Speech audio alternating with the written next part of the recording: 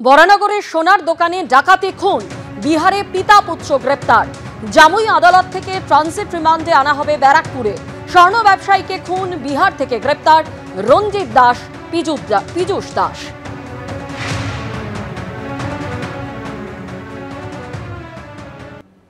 জলঢাকা নদীর ভয়াবহ স্রোত ভাসিয়ে নিয়ে গেছে সব নথি।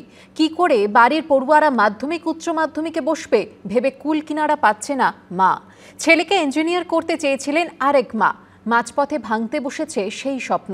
ধূপগুড়ির হোগলাপাতা গ্রামের নিদারুণ ছবি উঠে এসেছে এবিপি আনন্দর ক্যামেরায়।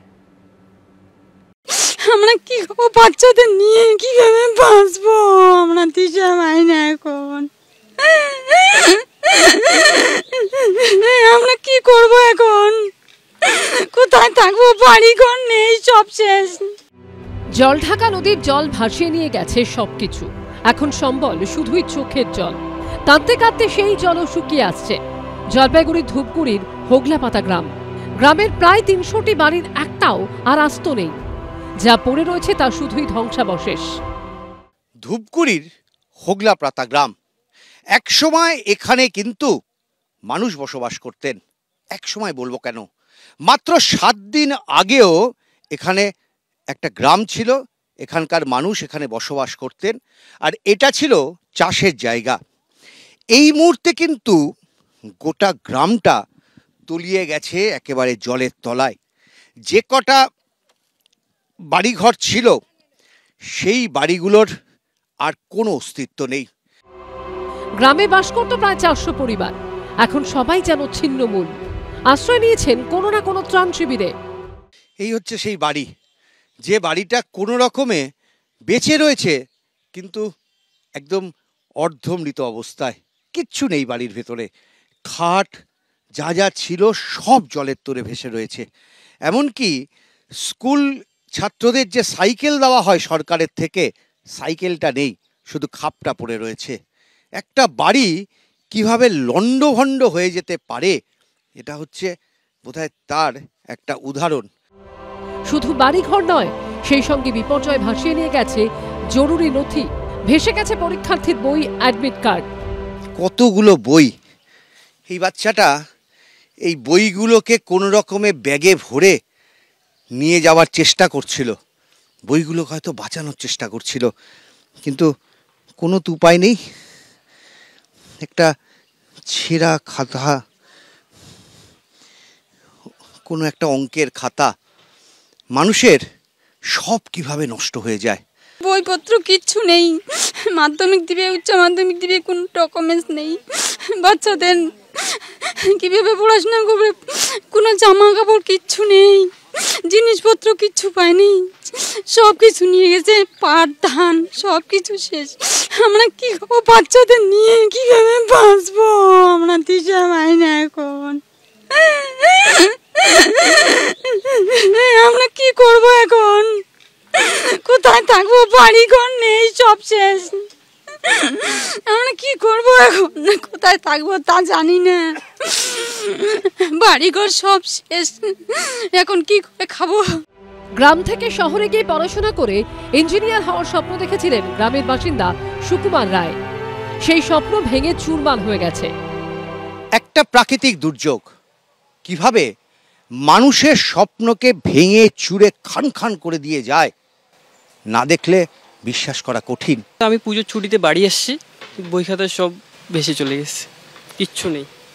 মানে কিচ্ছু রাখতে পারো না, শুধু একটা ফাইলে আমার ছিল, কিছু ডকুমেন্ট আছে, আর কোনো কিচ্ছু নেই। আমার ছোট থেকে স্বপ্ন ছিল যে আমার ছেলেকে আমি ভালো করে পড়াশোনা করে আমি যে কোনো একটা ইসে করব, কিন্তু আজ প্রাকৃতিক দুর্যোগে আমাদের যে এই পরিণত হবে, মানে স্বপ্নও আমি ভাবতে পারি নাই।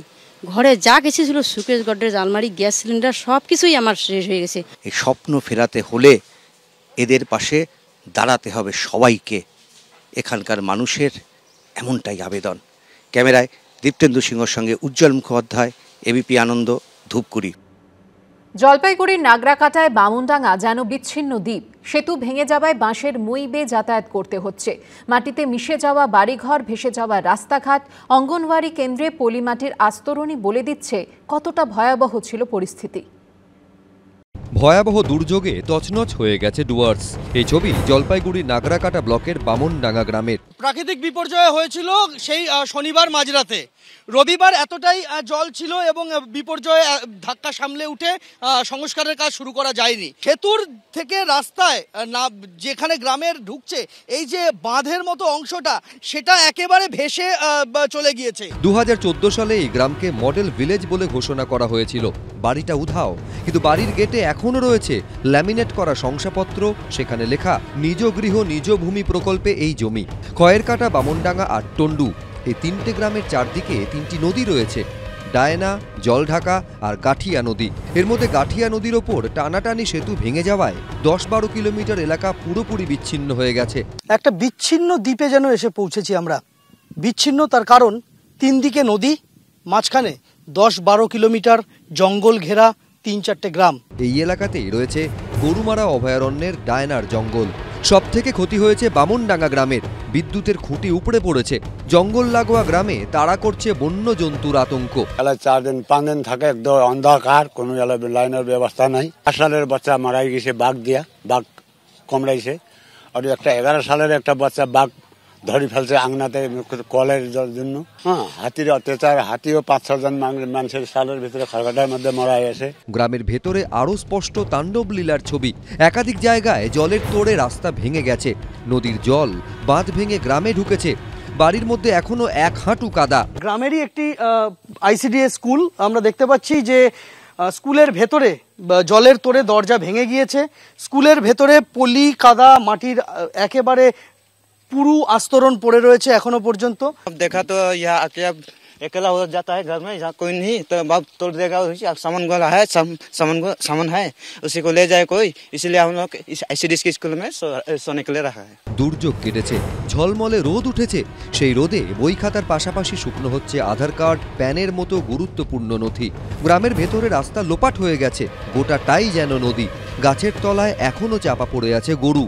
বাড়ি ভেঙে মাটিতে মিশে গেছে। এর মধ্যেই বাসন, আসবাব, শেষ সম্বলটুকু হাতড়ে বেড়াচ্ছেন সব হারানো মানুষগুলো।